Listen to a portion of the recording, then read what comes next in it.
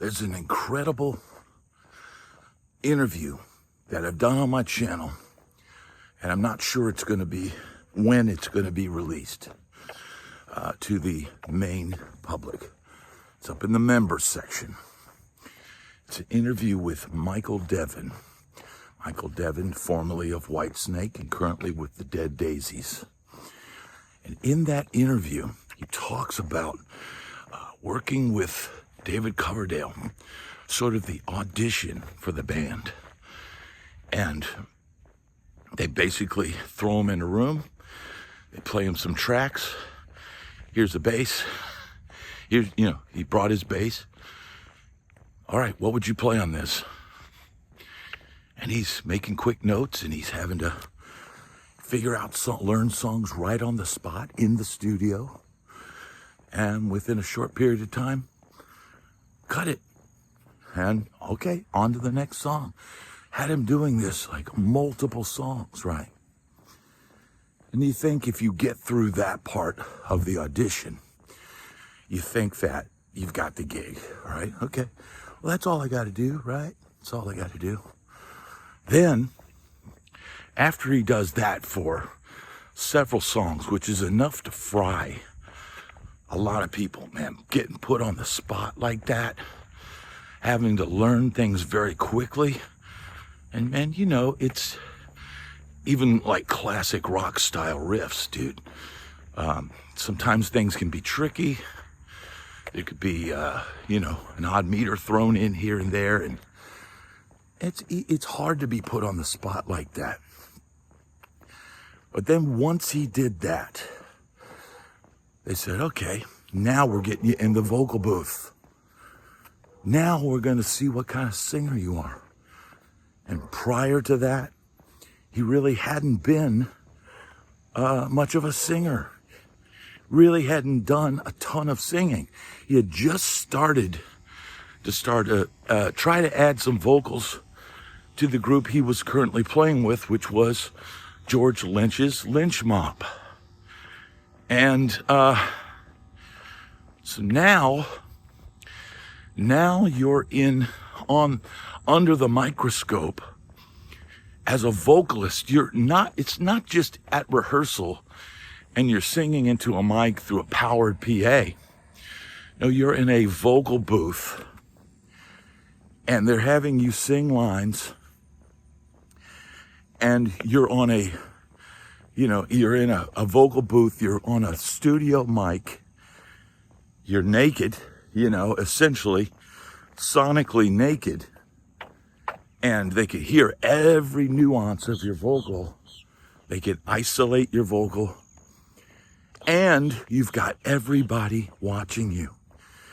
Everyone is watching you. David Coverdale is listening to you.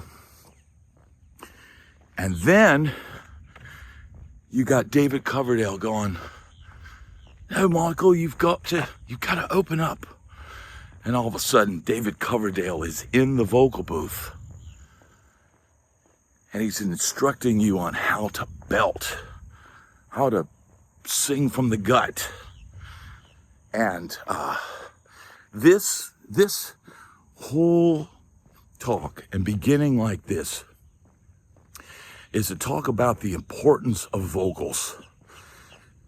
You can't underestimate how much more work you will get as a musician if you can sing.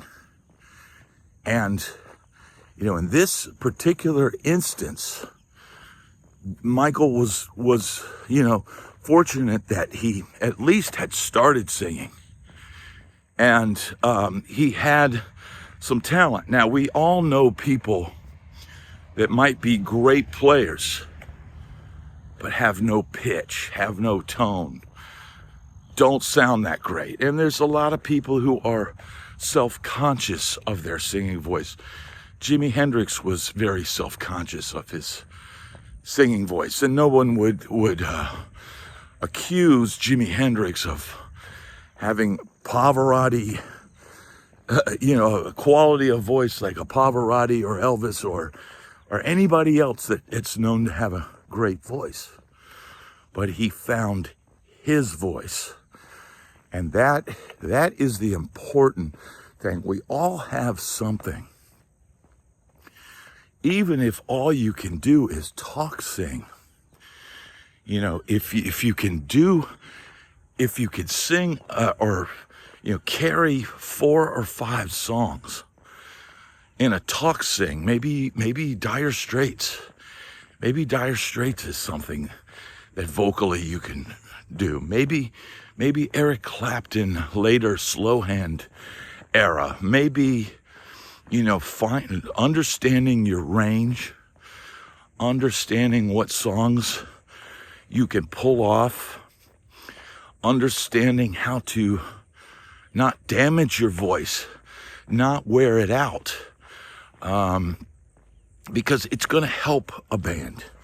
It's good if you're going to find yourselves in situations where your ability to sing may become an emergency solution. There's times where your lead singer blows his voice out and you got to finish the night, and sometimes it might be on you to sing songs that are not even in your realm of normal possibilities, but you just have to do what you have to do to get through the gig. And so developing that for young people that are watching this channel, I would urge everybody to begin, if you haven't, begin working on your voice. Begin finding your voice. Begin finding your range and learning how to carry a tune, learning songs. And that's a whole other topic on its own, but learning songs is probably the best thing you can possibly do. Because you're going to have, you're going to be able to play with other musicians. And I know there's those originals or bust people out there that say, I'll never play cover songs. It's very rare that a musician can stick by that. Even the ones that are successful as their own artists oftentimes have to play occasionally somebody else's song. But where do you start out? Where do you start out when you're a beginning musician? You start out learning songs that you like. And that is a very common thing. Now I'm walking along this water here, and I'm keeping an eye out for gators, because that is a very real possibility. But this talk about the voice, and I know we've got some singers that watch the channel, and I can't stress enough how important developing your voice is. If you think you're just gonna wow people with your technical prowess, then maybe you haven't fully developed your talent. We have many different talents as musicians. Your talent shouldn't be just focused on chops. Your talent should be focused on writing great songs, writing great lyrics, being able to sing your own songs. And like I said, I understand some people aren't born with the gift. Some people aren't born with an incredible range. Some people aren't born with a great tone. But what you can do is find what you have and make it work in some way. Because you're going to, look, maybe you're a baritone like me. I'm a bass baritone, which is not the optimum voice to be a rock and roll musician. But man, over the years, I had at one time used to have a really good falsetto. And so, when you're in a rock and roll band, a lot of times the vocal is something that's, a major third or minor third above the harmony. You're singing a vocal above the lead vocal. harmony, and you just have to figure out how you can do it, and there are other times when being a bass baritone is awesome, and I would get to use that. And I found that people love a baritone voice. I would say, Elvis was a baritone, but you got to learn how to use what you have. Singing a tenor, being a male tenor vocalist is I think it's probably a pretty rare thing, especially a high tenor. And if you have that kind of voice, it is a gift, and you better take care of it. And that's the other thing, man. I wonder now when I do go live for 2 hours or whatever, and the voice starts to falter and go out. Maybe it's the way I'm talking, or maybe it's maybe my voice is just worn out. As you get older, I started noticing I would get on these gigs and songs that I used to be able to sing. I figured out what I could do. I can do Rolling Stones. I can do, certain funk songs and things like that were things that I could do. But I started realizing the top of my range, which was singing songs in the key of E and being kind of up there in the melodic range, it got to a point where, man, my voice just didn't want to go there anymore. And I started noticing that on gigs. And that's a reality, man. That's a hard part of all of this, is realizing, when you're starting to lose it. And people are going to expect you to hit those notes.